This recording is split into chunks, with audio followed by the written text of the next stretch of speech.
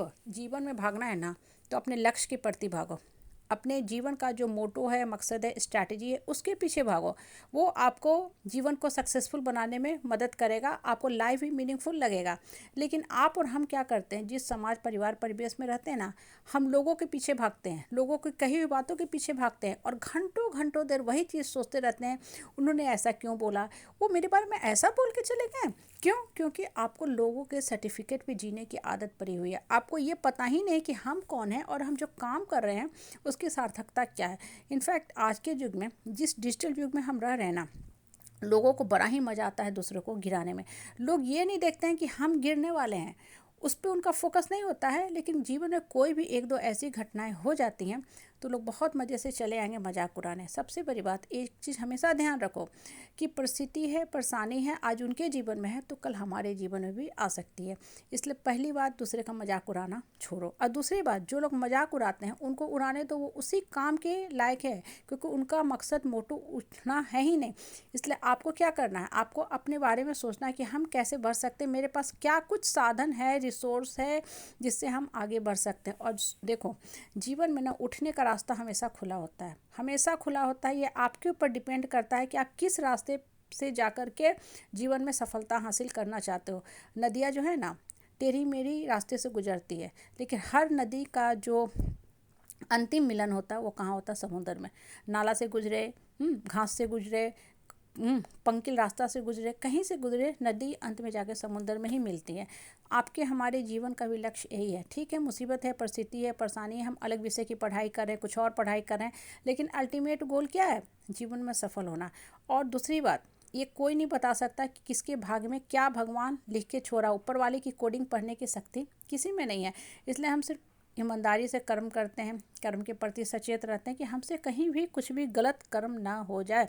और जब आप ईमानदारी से कर्म करते हो ना, तो वही ऊपर वाला के लॉगबुक में जमा रहता है और भगवान आपको फल देता ही देता है।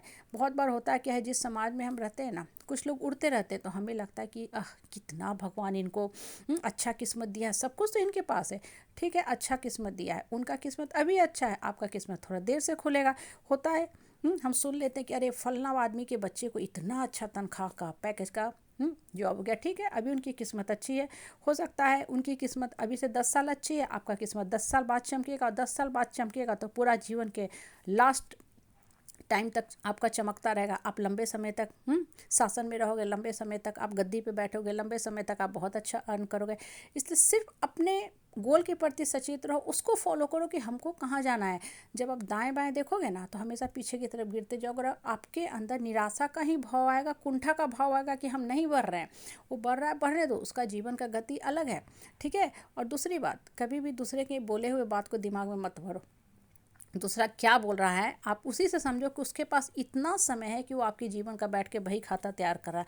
नॉर्मली हमारे पास इतना समय भी नहीं आता है, नहीं होता है कि हम जो मोबाइल में मैसेज आते हैं, व्हाट्सएप आते हैं, उसको भी पढ़ पाएँ। बहुत बार तो होता है कि सुबह का आया हुआ न्यूज़पेपर पैक का पैक रह जाता है, शाम में कचरे के डब्बे के पास चला जाता है।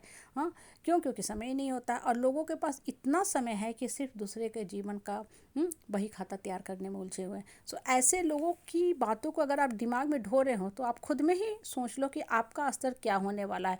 बहुत जल्दी जो सामने वाला है ना, उससे भी आप नीचे चले जाओगे और फिर लोग आपके बारे में भी यही बोलना शुरू करेंगे, बिल्कुल ही वाहियात बेकार आदमी है, इनके पास बैठने का मतलब है अपना जीवन को व्यर्थ में गंवाना है। इससे अच्छा है कि खुले आकाश के नीचे बैठे उड़ते पक्षियों को देखे। पक्षी देखो, कभी कोई किसी को फॉलो करता नहीं, हर पक्षी उड़ता है। जीवन एक रेस है, लेकिन अलग अलग डायरेक्शन में जाता है, ना कोई किसी के रास्ते में आता है। आप खुले आकाश को देखोगे ना ऊपर की तरफ, तो आपको बहुत कुछ सीखने को मिलेगा। इसीलिए बोलते हैं ना, प्रकृति के नज़दीक बैठो, नेचर के नज़दीक बैठो। प्रकृति में जितना सिखाने की शक्ति है ना, उतना आपको कहीं नहीं मिलेगा। लेकिन चूंकि आपको, हमको, सबको एक तरह का गलत एडिक्शन लग गया ना, और एडिक्शन जल्दी पीछा नहीं छोड़ता। चाहे मोबाइल का एडिक्शन हो, शराब हो, सिगरेट हो, या बीड़ी खैनी, या जो भी अल्कोहल का किसी भी चीज़ का एडिक्शन हो, बहुत मेहनत करना पड़ता है। वो हम करना नहीं चाहते हैं। जैसे घर की साफ़ सफाई के लिए भी बहुत मेहनत करना पड़ता है, तो हम छोड़ देते हैं। साफ़ हैंड राइटिंग में लिखने के लिए भी मेहनत करना पड़ता है। इंसान ईजी रास्ता पहले अपनाता है।